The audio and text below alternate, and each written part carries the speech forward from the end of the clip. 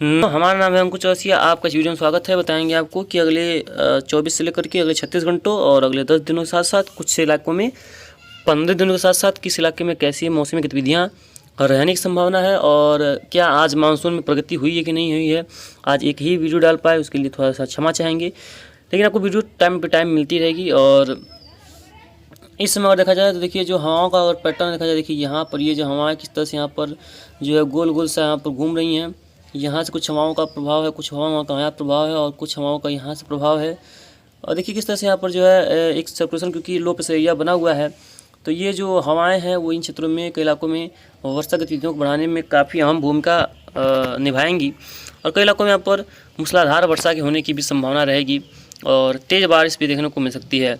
तो क्योंकि इसके बाद अब जस्ट एक और लो प्रेशर एरिया बनने की संभावना है, उसके बाद मानसून कमज़ोर पड़ेगा। यहाँ पर एक लो प्रेशर एरिया बनेगा जो कि इसका ट्रैक जो है वो कुछ इस तरह से होने की संभावना है, रिकर्व करने की संभावना है, क्योंकि इस समय जो भी सिस्टम बनेंगे वो अंदर तक नहीं जाते हैं। मई वगैरह और जून वगैरह की शुरुआती दौर में सिस्टम अंदर की तरफ नहीं जाते हैं, ये यहीं से रिकर्व कर जाते हैं, जिसके पूरे चांस हैं ये भी रिकर्व करेगा। देखिए कल अगर देखा जाए तो कल कोई चांस बुरा है नहीं, कोई खास ज़्यादा यहाँ पर नज़र नहीं आ रहा है।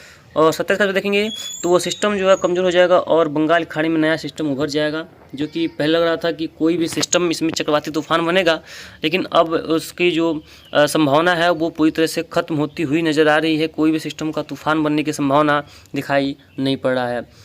और देखिए 28 अगस्त पर देखेंगे तो देखिए सिस्टम दिखा रहा है, क्योंकि ECMW दिखा रहा है, ये सिस्टम उड़ीसा के तट के आसपास रहेगा और यहाँ पर उसके बाद 28 के आसपास, और 29 का भी दिखा रहा है कि और अंदर जाएगा, और 30 का दिखा रहा है कि देखिए पश्चिम बंगाल को पार करेगा, यानी कि ये पश्चिम बंगाल को पार करके और यहाँ से ये रिटर्न होकर के इस तरह से आगे की तरफ चले जाने की संभावना रहेगी। और ये दिखा रहा है कि बिहार के आसपास जाएगा, लेकिन इतना वो आगे नहीं जाएगा, ये उसके पहले ही टर्न हो जाएगा, जो कि GFS दिखा रहा है।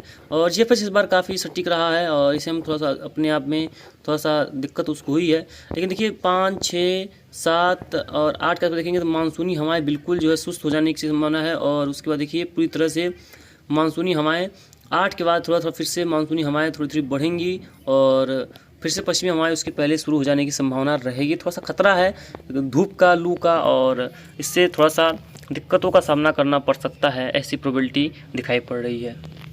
बात करेंगे GFS मॉडल की, देखिए 26-27 की बात करेंगे तो यहाँ पर 27 को सिस्टम बन जाएगा, 28 को स्ट्रॉन्ग होगा थोड़ा सा और डिप्रेशन हो सकता है। उसके बाद देखिए ये दिखा रहा है कि जस्ट वहीं से रिकर्व करेगा और प्रोत्तराज्यों की तरफ चला जाएगा, उसका इसका जो सेवा समाप्त हो जाएगा। उसका देखिए 1, 2, 3, 4 सब पश्चिमी हवाएँ हैं, 5 पश्चिमी हवाएँ, 6, 7 दिखा रहा है कि एक लो प्रेशर एरिया बनेगा, उसके ऊपर उत्तर प्रदेश और बिहार के ऊपर ऐसा होगा तो कई इलाकों में वर्षा होगी। देखिए दिखा रहा है 8 के आसपास भी सिस्टम। और उसको देखिए यहाँ पर जो मानसूनी हवाएं हैं वो काफ़ी स्ट्रॉन्ग रहेंगी और मानसूनी इसमें दिखा रहा है GFS कि मानसून कमज़ोर नहीं पड़ेगा, लगातार आगे बढ़ने की संभावना रहेगी। लेकिन जो ECMWF है वो दिखा रहा है कि मानसून कमज़ोर पड़ने की संभावना है और ऐसे खतरा है, क्योंकि 2001 में भी मानसून समय से पहले थोड़ा सा आया था। ख़ास तौर पे उत्तर प्रदेश के पूर्वी भाग और बिहार में बारिश में काफ़ी कमी रही थी, बाढ़ से सूखे जैसे हालात रहे थे। मानसून 2006 में आया था समय से पहले, उस दौरान भी सामान्य के आसपास बारिश हुई थी, सामान्य से कम ही मान के चलते हैं। और समय से पहले बहुत ज़्यादा 2009 में आया था तो पूरे देश में मानसून काफ़ी ख़राब रहा था। तो वैसे भी उत्तर प्रदेश, पूर्वी उत्तर प्रदेश और मध्य उत्तर प्रदेश के खासतौर पर ऐसे इलाके होंगे जो बिहार के इलाके हैं, इनका इतिहास ख़राब ही रहा है।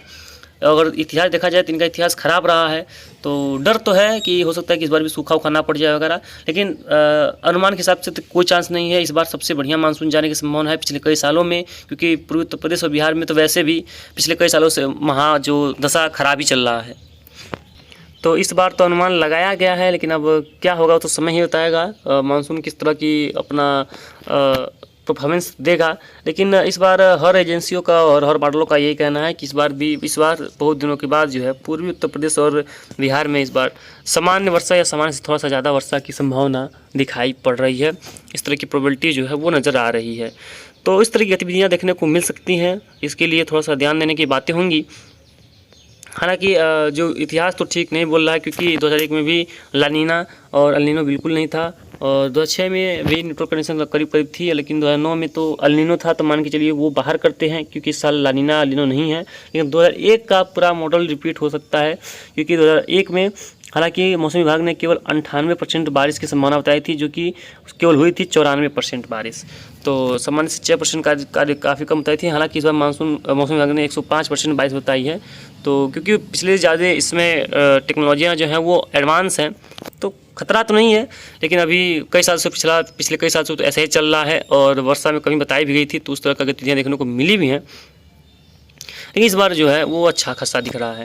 ये देखिए पूर्वी और पूर्वोत्तर राज्यों की अगर बात करेंगे तो पूर्वी और पूर्वोत्तर राज्यों में काफ़ी इसमें क्लाउड्स छाए हुए हैं, काफ़ी बढ़िया बारिश हो रही है और स्ट्रॉन्गेस्ट बारिश यहाँ पर चल रही है। और ये बादल शाम तक आपस में मिल करके कई इलाकों में ज़बरदस्त वर्षा देंगे, और कई इलाकों में जो है आंधी तूफान और तेज़ ओलावृष्टि की भी प्रबल संभावना है।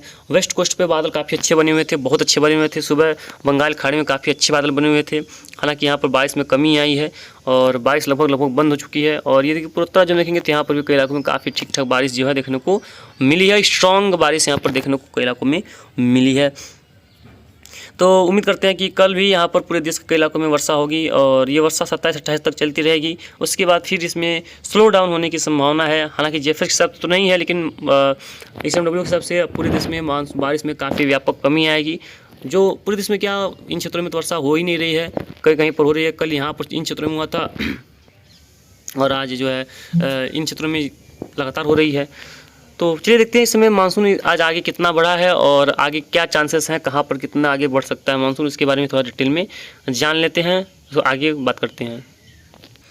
ये देखिए साउथ वेस्ट मानसून 2025 का एडवांसमेंट का ये जो मैप है, इसमें देख पाएंगे मानसून जो है आज कहाँ कहाँ बढ़ा है। देखिए अरब सागर के कई भागों में आज आगे बढ़ गया है, कई इलाकों में आगे बढ़ा है। और यहाँ से लेकर के जहाँ तक ये 10 जून को पहुँचता है उसके काफ़ी करीब पहुँच चुका है। और एक छलांग और मारता है तो ये लगभग कह सकते हैं कि 26 मई के आसपास, 27 मई के आसपास ये जो है 10 जून को कवर कर जाएगा। यानी कि 10-13 दिन पहले जो मानसून एडवांसमेंट हो जाएगा। 2001 में इसी तरह से ज़्यादा एडवांस हुआ था, तो 2001 में यही खतरा है।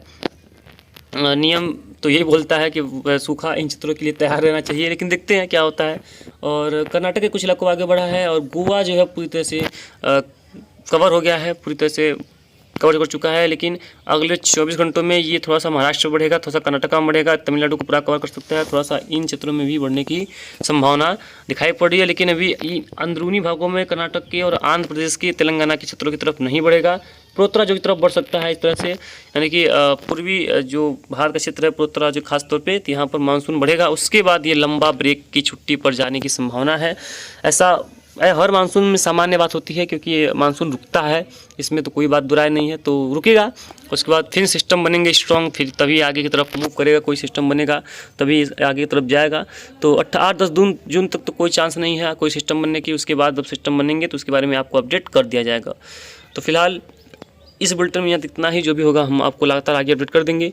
मिलते हैं इसके नेक्स्ट वीडियो में, तब तक आप तो लोग लगातार चैनल पे बने रहिएगा। धन्यवाद।